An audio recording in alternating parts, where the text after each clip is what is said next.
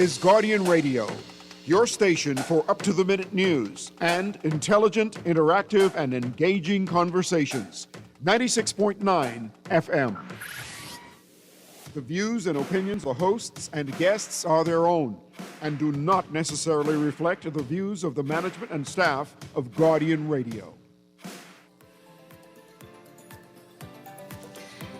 Good morning and welcome to Guardian Radio in the AM. I would like to thank Guardian Radio for allowing me this opportunity. I'm Catherine Chisnell Mitchell and my guest today to discuss and uplift each other with this forum. I thank my friend C.A. Newry for allowing me his time slot today and Guardian Radio for always being open to these kind of conversations that despite the distress in our headlines, we still have beautiful spots of brightness and light in our community. And I have two of those lights with me today. I have been privileged to be with being involved with the Children's Homes of the Bahamas for over 22 years, which ages me a little bit. And I've been with Ranfurly Homes for Children on their board and as a mentor for the last 14 years. Today, I have two exceptional young men in the studio, Evans Presume and Richard Estime, who are both intelligent, very, very handsome today. They made me look good in my photo, motivated, conscientious, caring, and I think focused on a purposeful future ahead. And we are honored to have them share their stories, their trials, their challenges, and their insight into what their lives are looking at like right now. And I'm so very, very proud. I've known them since they were children. They were little boys. And I have watched in real time as they've made their accomplishment on that which is by no means the easy burden of being a young man in today's culture, and with the exceptional step up from coming from a foster care system and stepping into society as contributing citizens. These gentlemen have realized that they're not saved by the system, they're saved by purpose. And they're not speaking from theory, they're speaking from survival. And they have survived. They've survived tremendous trauma exposure, financial instability, housing insecurity, social isolation in the form that they don't have the traditional family from which they come. And they've met this with great courage. And you know that, again, being in the home care systems of the country for many, many years, and I have to give a shout out to my Ranfurly board and all our team and volunteers, and thank everyone who supported our raffle last week. But home care in this country does not guarantee a happy ending. It is a hope, it's an effort for a safer, healthier, more stable start. And that we can give a leg up to a life that is promised to be imbued with challenge, but with strength can also come with purpose. Bliss and ease are not the goal when we bring our children into our homes, but we are hoping that they find belonging, security, support, and a healthy future citizenship. And that's what we're striving for, healing. So with the two young men today who are by all accounts doing exceptionally in their own entrepreneurship, in their own careers, I'm going to go and allow them to have the microphones and tell us a little bit about each of themselves, a little bit about their extraordinary stories, and then we can get a little bit into their insight of what their life was like coming out of the home care system and what they're doing with those lessons and with that insight now. So I'm going to ask you both to introduce yourselves into the mic. You can go ahead, Evans. My name is Evans Presume. And I'm Richard Estime, and I also go by Hercule Estime as well. And I'm very, very, again, proud to have you here today. Now, Evans has bravely spoken about his story on many occasions, but I'm going to allow him right now to take us back to what he can remember as his beginnings, where he remembers being a young boy and the start of his childhood journey. Evans, can you tell us a little bit about your background and where you come from? Sure. My name is Evans Presume. My background is a funny story. Not really funny, but scary as well for a small child. So my father died when I was very young age. My mother couldn't afford to take care of me, my brothers and sisters. For me to sit around asking people for money to buy something to eat for my family. It got so bad sometimes that I will go into people's yard to steal fruits or vegetables or whatever I could find to bring back for my family so we can eat something. It became a habit at a very young age, stealing at that age. One day, my mom got a phone call from a neighbor. He saw me, my brothers and sisters. He saw me in the yard stealing vegetables or whatever I could get. So my mom decided to burn both of my hands.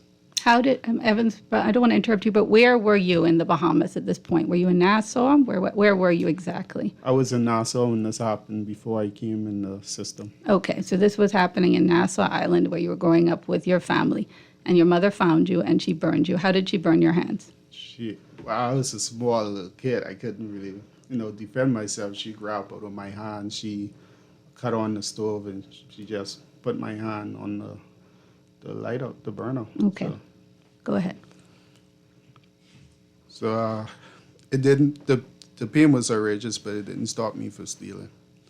We also steal from the food store, me and my brothers. We got caught stealing. We end up getting beat so badly from stealing. Somebody on the sidewalk saw us and decided to call the police. And they called the police. The police asked us questions. Who did it? I was scared to admit that I, steal because I didn't want to get beaten again. And I say to myself, they rather burn my hand instead of beating me like that, Mm-hmm. So the police did their investigation, found out where we were living at that time, and the search and service came of, in that case, and then we end up leaving our mom.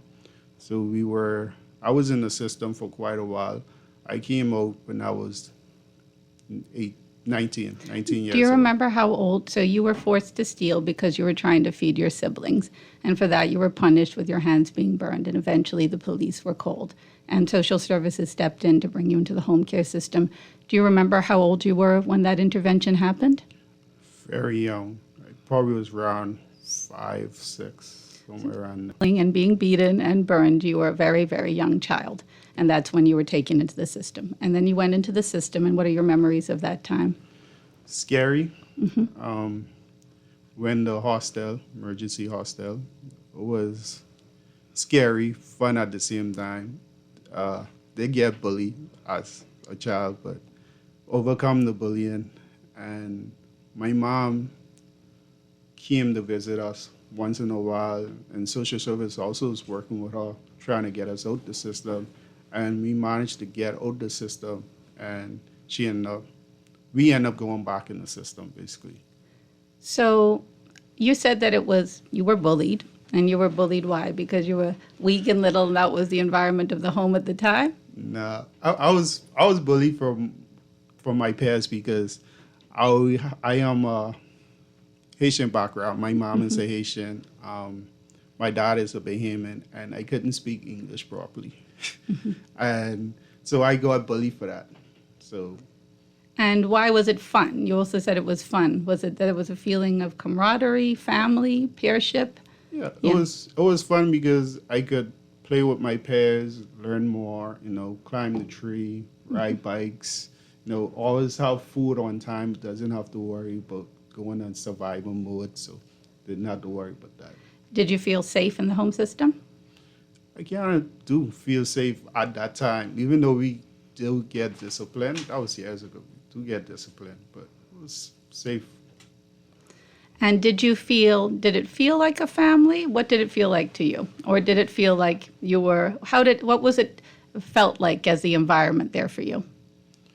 It felt like everything on you, and you don't know how to express your voice or say what you want because you're still a child, and not all the times the staff would understand that at the homes.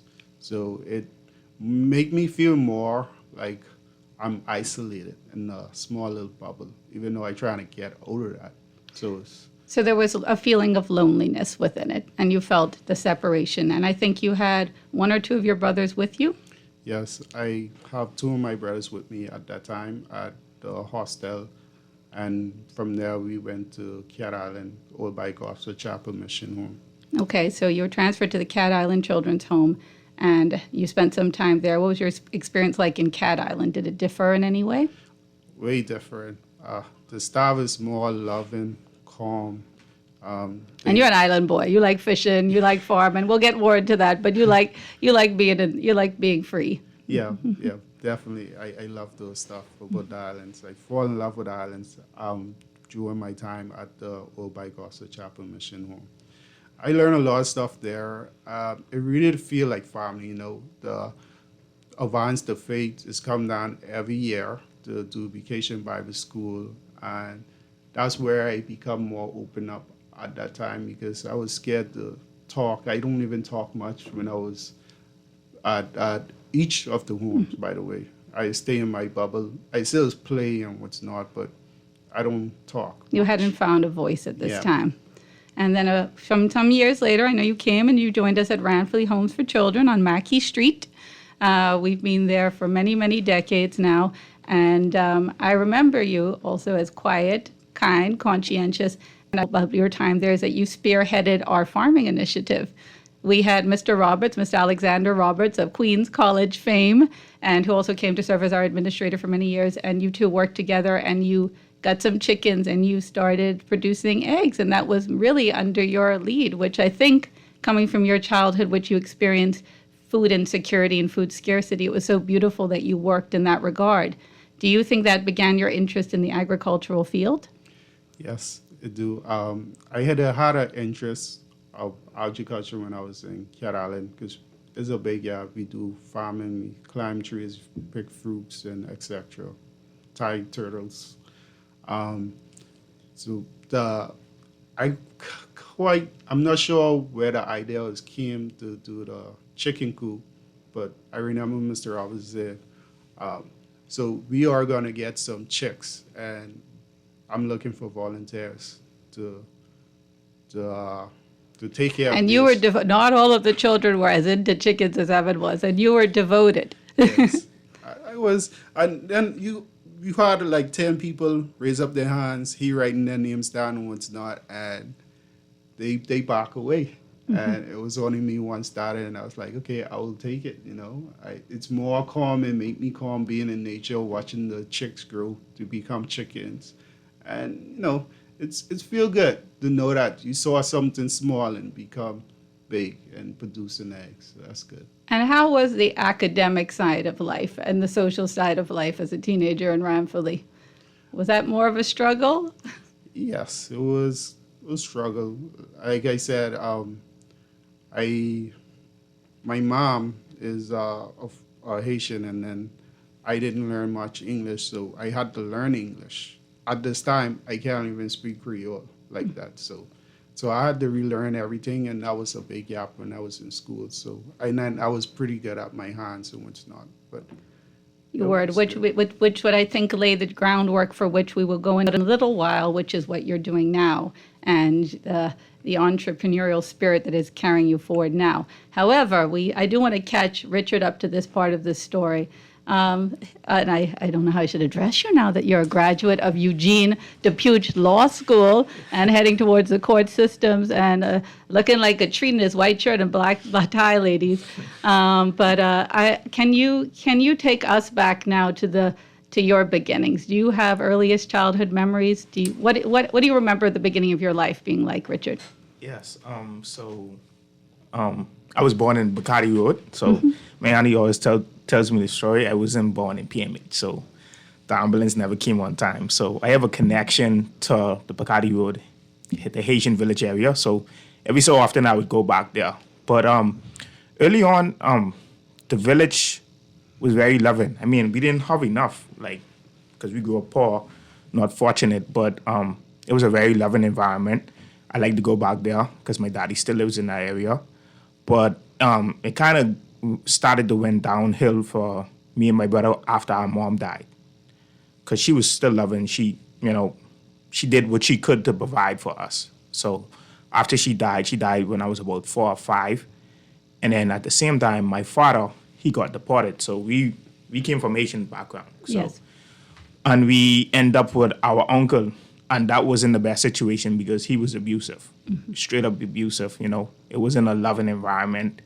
I could remember going to school and begging for food to eat, from my classmates. And I remember my teacher, she would always call him. So I know once I got home, I would get beaten.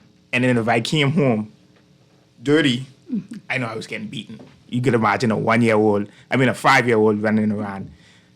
They're not paying attention to getting dirt on themselves. So, and I know I was getting beaten. So that wasn't the best situation. I could remember one day I was on the playground by myself, and social service came. There were two lovely ladies. They came and they collected me and my brother, and then they transported us to the Nazareth Center for Children's in Millennial Gardens. So that started the journey in the system for me and my brother. Do you have any remembrance of what that felt like to be taken and to be put into a home at that age? I mean, you have such a clear memory, I'm sure, that is, obviously cased in trauma, and that the trauma that was normalized. You expected it. This was not a once in a while occasion. You knew that you were coming home to beatings. You were coming home to an environment that was unsafe. So do you have any memory of what it felt like to be taken from that and put into Nazareth at the time? Was it frightening? Was it a relief? Can you recall?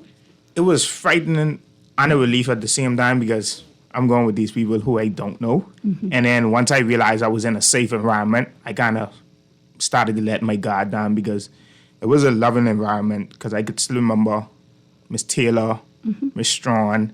They made sure we was good, We had 3 meals a day, even though they used to wake us up early.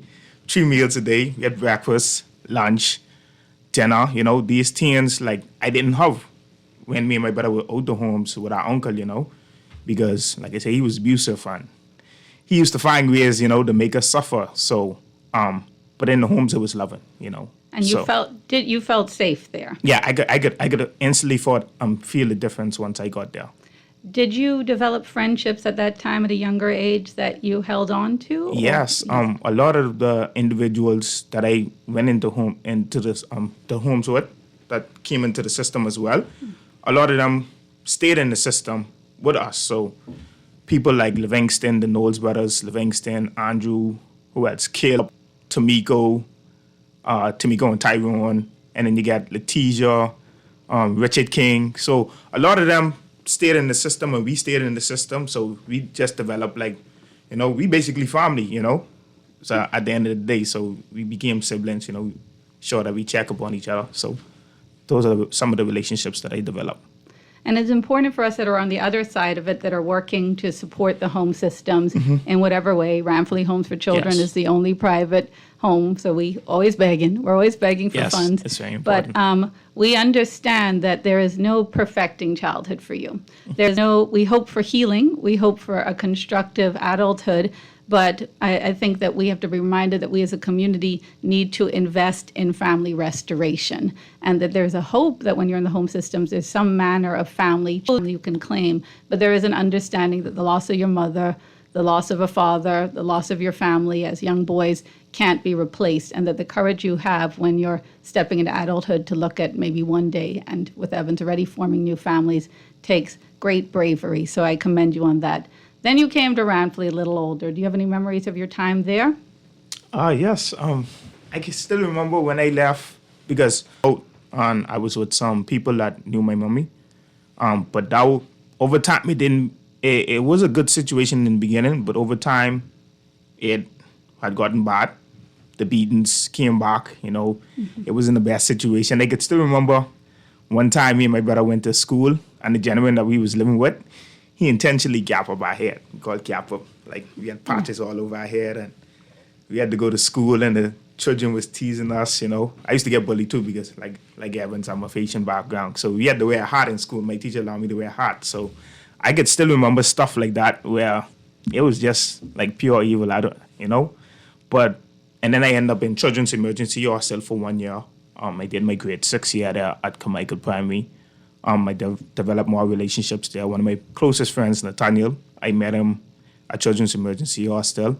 And we both graduated primary school together. And then I can still remember that July day in 2010, summer 2010, when we came over to the Ramfley Homes for Children. So that was, we always heard stories about Ramfley, so, and how fun it was. So we was excited to go there. So.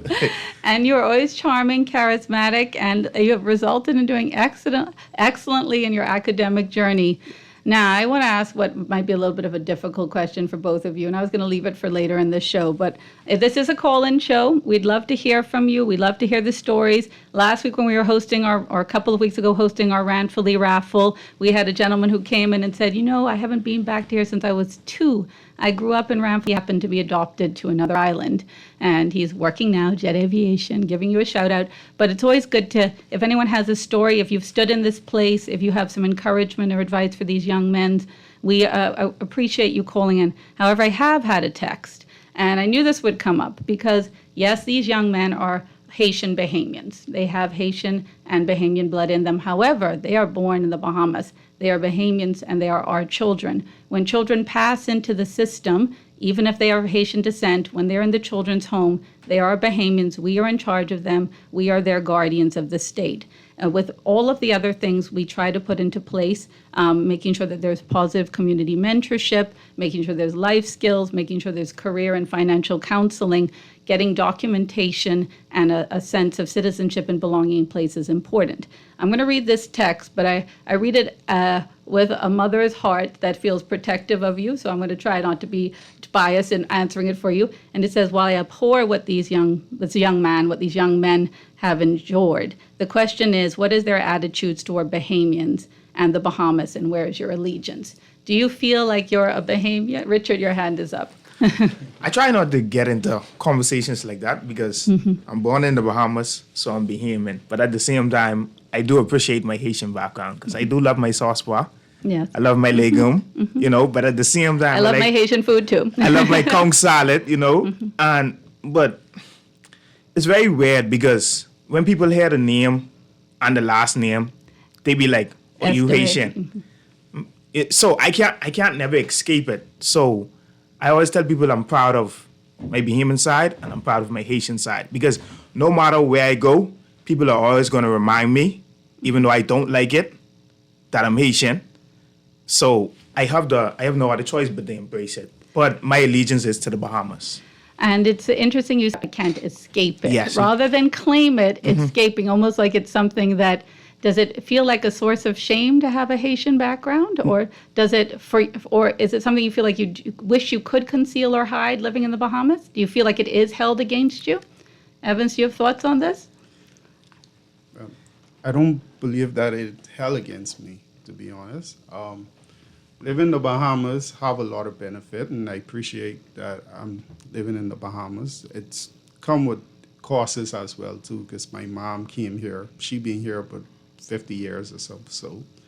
And so being a Bahamian, I'm a Bahamian. I would say I'm a Bahamian because my dad is a Bahamian, even though my mom was a Haitian. I learned a lot from both sides, and it's also good to know where you came from or where your ancestors came from, because it's very important as well too, to know different language, to know different countries, how they act, how they carry on, and what's the history of it. So you can have a mental idea of those countries' rules and the way they deal with stuff. Yeah.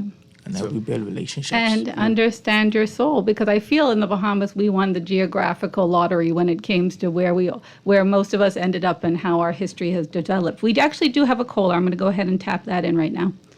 Good morning. You're on the air. Welcome to Guardian Radio. Good morning. Oh, they've gone.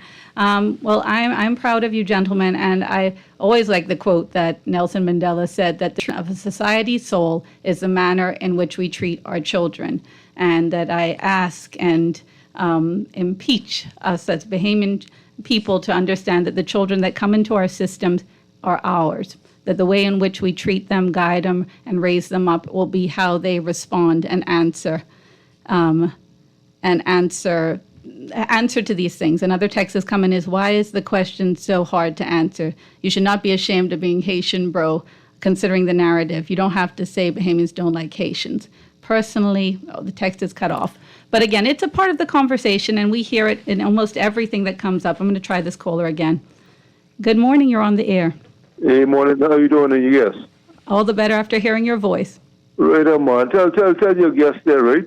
Once he could say the word "suchus," And he could say, my boy, Yeah. and he don't eat raisins and coleslaw, he's a beaming. Thank you. Now, Thank the you. minute you put raisins in them coleslaw, Yeah. and mayonnaise inside that conch salad, You're being deported. boy, that's a problem. You gotta tell that to the Freeport people then, because they've been mayonnaise and they come salad. But you sound like a gentleman of some years. Do you have any words of advice? Oh, he's gone. He's gone. I believe, and I think we believe as the people that are behind and cheering you on, that no child should have to choose between survival and belonging. I think it's Scrooge. What is the tagline of Scrooge? Valentino Brown's show every Friday, that the place I belong did not exist until I created it. That your act of recovery, your act of healing is an act of creation. You have to have a tremendous imagination to see a spot for yourself in this country, to see yourself thriving in it, and to have the sheer nerve to reach out and grab it. So we got through Ranfully. I wanted to ask what helped and what hurt. I think we touched on that a little bit. Do you have any other points you want to say of what you found helpful or hurtful in your years there? Sure. Also, you got to shout out Yes. all the young people who are joining the National Youth Guard. It's very, very good to have your service to help your family islands and even through the Caribbean. So my ups and downs in the Ranfully home, that's a good one. My ups and downs in Ranfully home, it was really, I wouldn't say scary, but afraid that I'm going to a different system. And also I have bonds in Cat Island. I make bonds with my brothers and sisters in Cat Island. So that was the difference. And I remember Sister Moss was saying, hey, Evans, I will call on you to check on how y'all doing. And she has called the homes and check on us how we's doing. And at that time, I learned a lot from being in Nassau, that certain stuff I didn't learn. And also, I had a lot of opportunities in Ranfully as well, too. So we went to Atlantis. I never saw Atlantis before.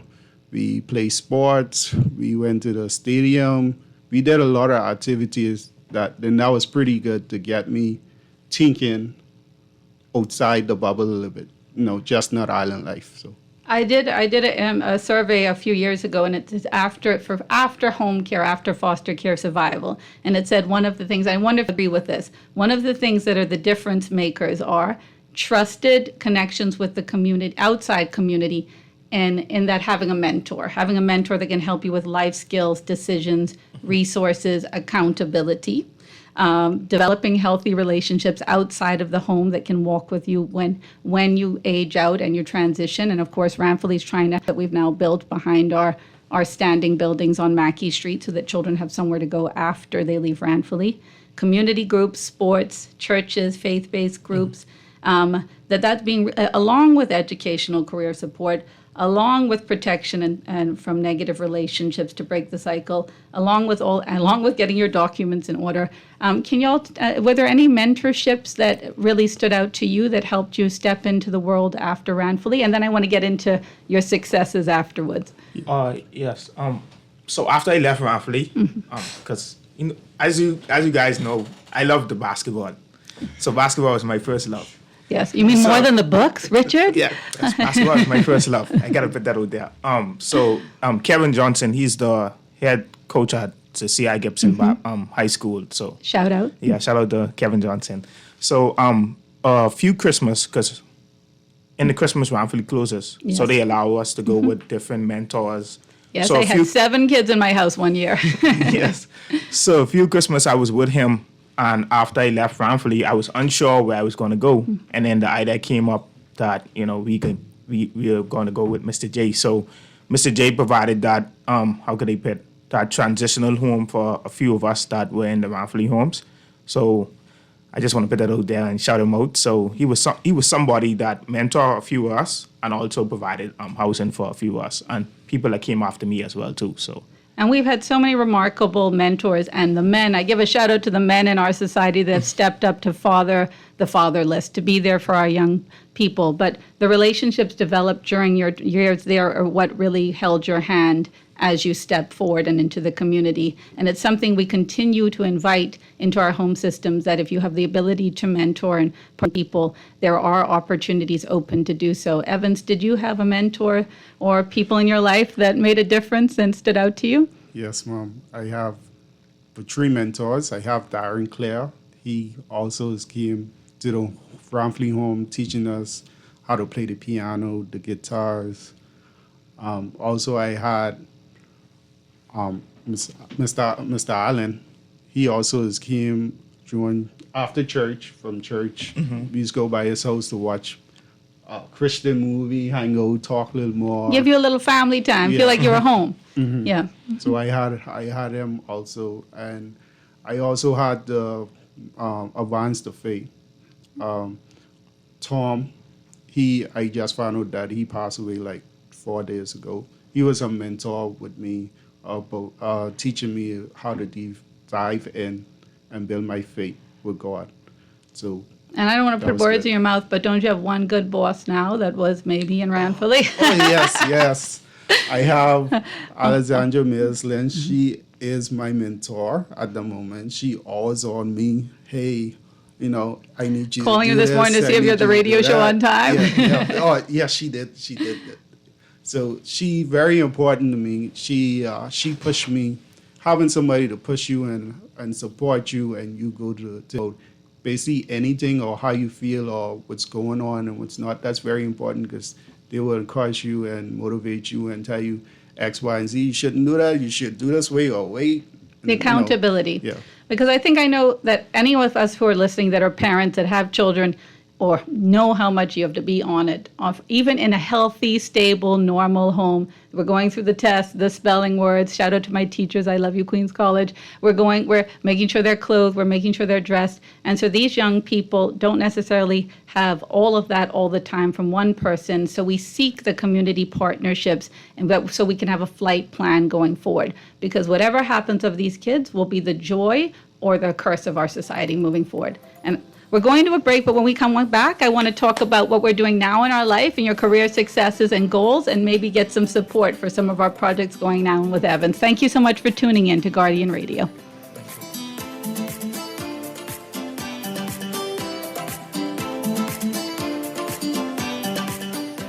Just sign in and have a seat, please. They'll call you in for your x-ray shortly. That's why they call it a waiting room. You won't have that problem at 4th Terrace Diagnostic Center or Imaging at Grosvenor. We never schedule multiple appointments, so you'll be in and out in no time. And if your initial screening reveals a concern, our radiologist can conduct an alternative screening right then and there. Call 37 to schedule an appointment at 4th Terrace Diagnostic Center or Imaging at Grosvenor today. Love the show? Want to give your support? Become a sponsor today. Call 302-2300 for our rates and packages. That's 302-2300. Become a sponsor on Guardian Radio 96.9 FM. Fresh news, smart talk, all day. Are you searching for something new? Something exciting? Your dream job in paradise? Well, look no further. Royal Beach Club Paradise Island is hiring. Join a dynamic group of passionate hospitality professionals, craft unforgettable moments, and thrive in a vibrant, welcoming atmosphere. Play your part in shaping the future of our team while growing your own career every day. Bring your energy, your passion, and your creativity to a workplace that's as dynamic and fun as you are. At Royal Beach Club Paradise Island, the opportunities don't just exist. They're limitless. So are you ready to find your perfect fit? Visit Royal Beach Club at paradiseisland.com/career today and step into a world of exciting possibilities. This is Guardian Radio 96.9 FM, streaming on GuardianTalkRadio.com and the Guardian Radio app, Nassau, Bahamas. Well, Good morning and welcome back to Guardian Radio in the AM. I am your host for the day, courtesy of my friend C.A. Newry. I'm Catherine Chisnell Mitchell, and in the studio we have Mr. Richard Estime and Mr. Evans Presume, who have been brave and authentic in sharing their childhood stories of growing up in the home care system. But now I want to segue of the successes on the other side. Now I say successes knowing that it comes hand in hand with struggle, knowing that every day you're doing your best, trying your best to make things happen, and it's not always easy, and it's not always like what you'd see on the Instagram post. But I want you now to talk about the bright postcards of our life and where we're at. Who wants to get us started with the update of where they're at and with their accomplishments and goals right now? Mr. Our new graduate. All right, go ahead. Let's tell us where we're at and what we've just accomplished. Okay, so I just recently graduated from the Eugene Puech Law School. Very proud. In September.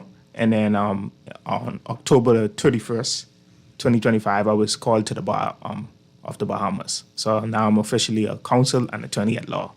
And this is not professional, but you look good. Yes, ma'am. You look so grown up and so handsome, and you made so many people inspired and proud. Well done. And where do we want to go with this? If you could say the big dream is, what would the vision be going forward?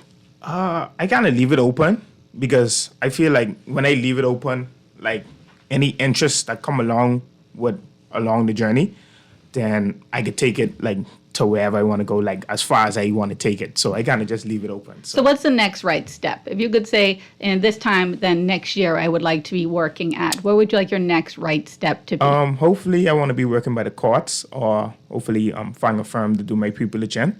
So that's what I'm looking forward to.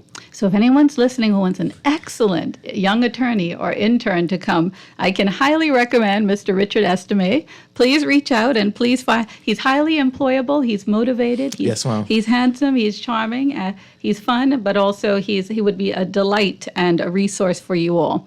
And yes, Evans, we are here, and we have some, I wish we were on camera because he brought some really cute little things into the studio. Evans, can you tell me a little bit about what you're bringing to today? Yes, ma'am. So I have microgreens here. I have sunflower. I have radish, 2 different type of radish. I have bok choy. That's just some of the stuff I do have. The rest of the stuff I grown at the moment, but they are not ready as yet.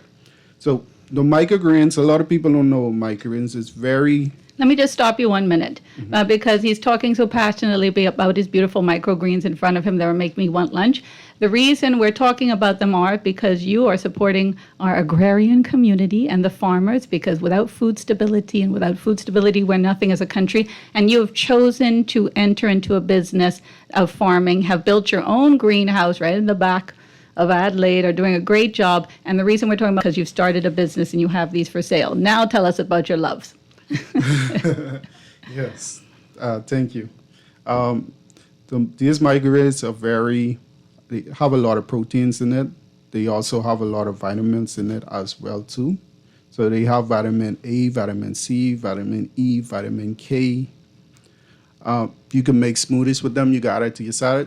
To be honest, Is that why your skin is glowing, Evans? Yes. I like farming. I like growing stuff. And when it comes down to salad, I just don't like that vehement it's a little boringish, You want to spice it up, so I grow these other microgreens. You could put it into your salad. And these are exciting. These are attractive. Yeah. I mean, I almost thought this was a Valentine's bouquet coming in today. They're beautiful. But why did you feel called to work in this area? I know we talked about Ranfully, the chickens, the eggs, your interest in working with your hands. But why did this feel purposeful for you? That's a good question. I did work at Bluefield Farms, not like 3 weeks or so. They grow microgreens there, so I learned a lot from there. And there's something I didn't want to do before I went to Bluefield Farm. And you're continuing with that. I'm only interrupting you because we have a caller. So let's see who's on the line. Good morning. You're on the air. Good morning. Hey, morning. Tell your guests you need to grow some lemons and limes. You in the food store, see me for lemon and lime? They make me great. Now listen, I cook. Yes. $3 for $1.65. Mm-hmm. You're not wrong. People in the hood ain't slanging lime. Mm-hmm. They are very expensive. I believe what the government's trying to do at the moment, trying to have a lot of people to go on farming mode so that they could provide products for the Bahamian people. And I have had the honor to attend the Agrarian Awards a few weeks ago, and I was really inspired by some of the farming initiatives. But as a cook, I remember the great citrus shortage we had a few years back, and I grieved it. Because without it, we can't scorch our conch, we can't season our food. You know, we don't cook meat without lemon all over it. Or maybe that's the Greek Bahamian in me. But I mean, I agree. I support this call. Thank you, sir. And also, and Richard didn't ask you the purpose question. Why did you feel called to enter into law? Was there a particular reason you're like, this is the step I want to take? I remember going into university. I was unsure, but I know I just liked the law aspect. So I was leaning more towards criminology, but I also knew like I like to speak on social issues, like a lot of the stuff like what's going on in the Democratic Republic of Congo and a lot of where people are misplaced. So I just like to bring awareness about situations like that. So I think that's what pushed me into the law, the human rights law aspect of law. So that's what really pushed me. We need people to humanize the law. I say this, all my family are lawyers. Shout out to all of you. No, but I appreciate your intelligence and your ability to speak on these subjects and your passion for it. So I thank you. It inspires me to see a young man have this in them. And I have to go back to Evans 1 second because I have to ask you, Evans, you have the joy and duty of being a father. You have entered into fatherhood, and so you have the tremendous mantle of raising a daughter with your limited support systems and making sure she eats all these greens that you're growing. How do you find, like, what is it like to be a fatherhood without the traditional family network around you? It's fun at the same time. I do have a daughter. She's very fun. She happy to see greens. She tell me yesterday, hey, Daddy, when we going to plant some more microgreens? I told her so soon as I finish selling some of these microgreens. She very passionate. She very smart for her age. I have no complaint. But being a father is it comes with its own challenges. Co-parent and what's not, trying to make sure that my daughter is okay and she get what she need to get and etc. But other than that, everything is fine. Because we asked you about your purpose, but I have to jump here and say that your daughter, I won't call her a name on air, she's very gorgeous and charming, but she's my purpose. My purpose is to make sure that she doesn't end up in the home system. Our purpose is that we here as a community, I think, as a whole Bahamas, want to make sure that we're breaking these cycles. We discuss all the time with every headlines the fact that the nuclear family is at risk, that the support for young black men are at risk in poverty, that are limited by opportunities, that are limited by education. And so to me, and whatever your suffering was, and you were burned in soul and body, that the fact that she be protected, that she be uplifted, that she grow, become ever so important. And I know we're nearing the end of the show, and I want to give you both your final words, but I want to say to every child still in the foster care system, you are not broken. You are not invisible. Your voice matters more than you know. And to those in power, please listen and let their pain shape our politics and allow their courage to inspire you. We need to let truth and connection and true family and healthy community bonds rebuild and reform our system. And we need that future to start now.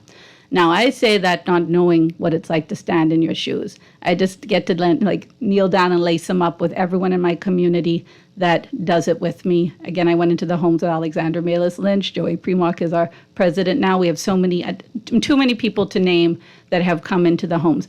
But what would you like to say what do you want to say on this subject? What would your hope be for the home system, for people that are now looking forward to where you're at? My hopes is that the people continue supporting the children who are vulnerable, who need help, and etc. Because you might never know, one day they might be the next Prime Minister of the Bahamas. So it's good to have that bond, that or as important, your mechanic, or your farmer, or your lawyer, or all the other things that are just as important. Yes. And it doesn't matter how you started, it's matter how you finish. So that's very important as well. Even though you had a rough road, it also mattered like, hey, I know I have rough, but let me make something out of my life. Let me figure it out. Because I know I have got me up, I could talk to. They will guide me because I want to become somebody in society. So that's very important. And you are somebody in society, and you're relied on, and you're counted on. And you just spent last few weeks driving around my one good cousin with her broken arm, because people trust you and rely on you, and you never fail to make people smile when you show up into their lives. Yes, Richard, show us some wisdom. I know you lawyers like to talk.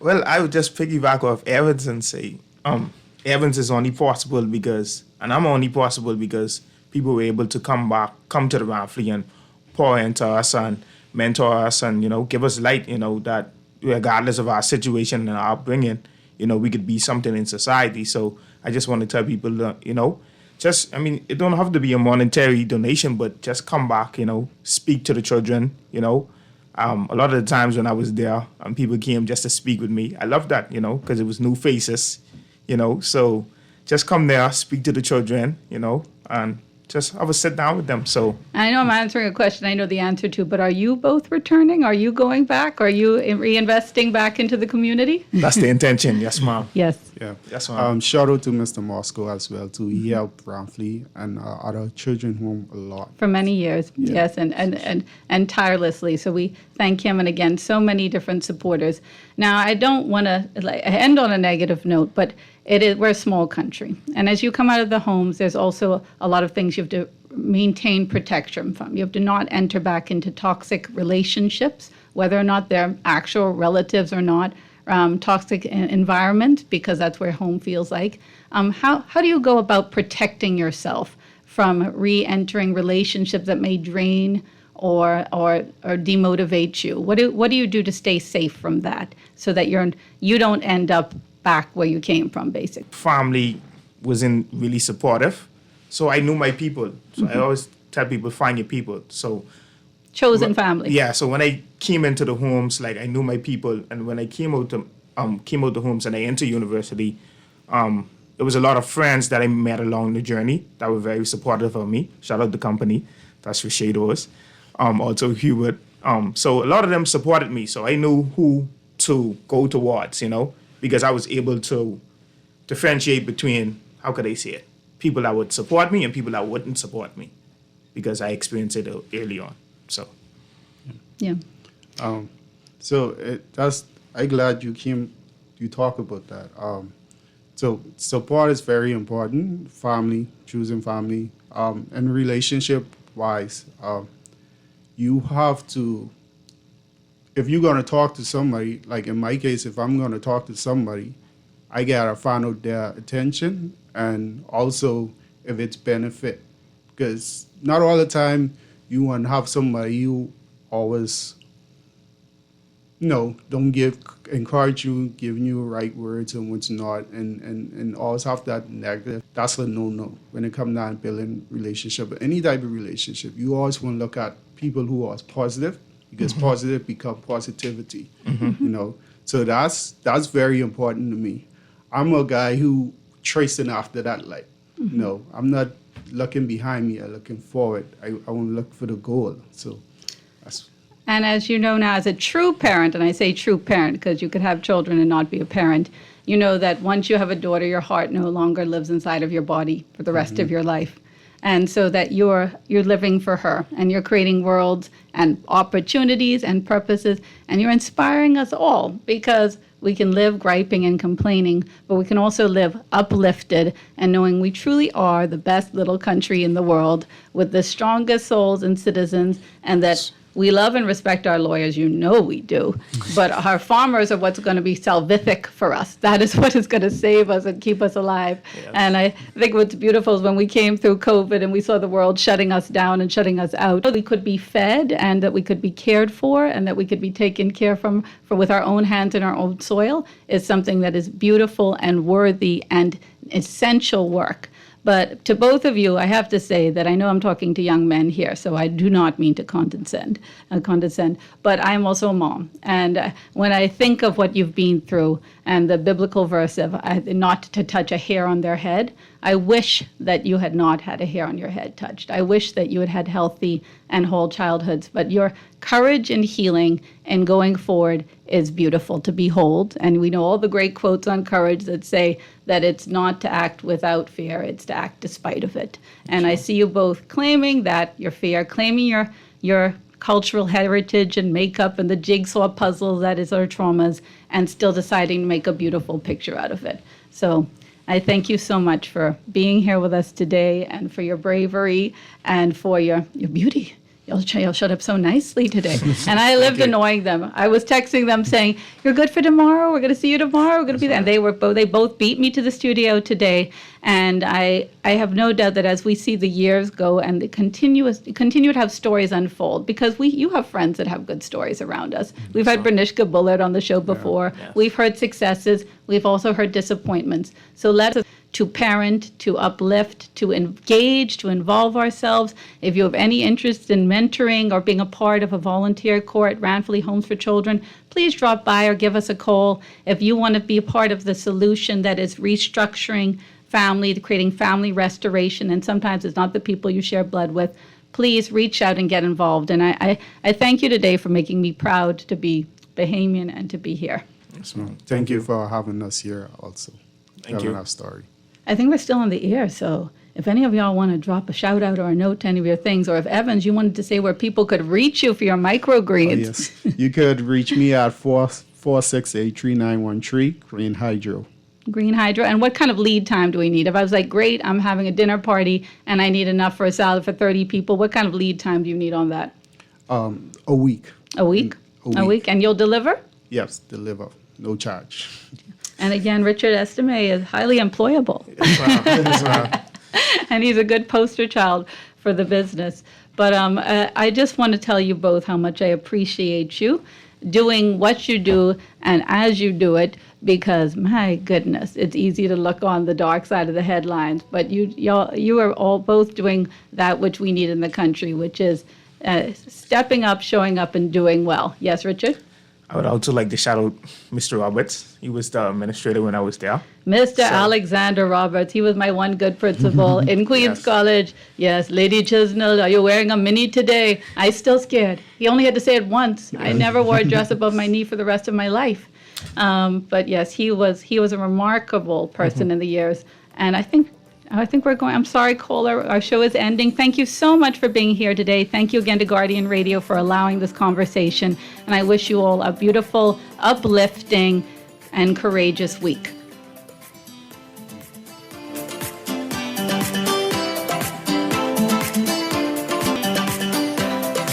This is Guardian Radio 96.9 FM, streaming on GuardianTalkRadio.com and the Guardian Radio app.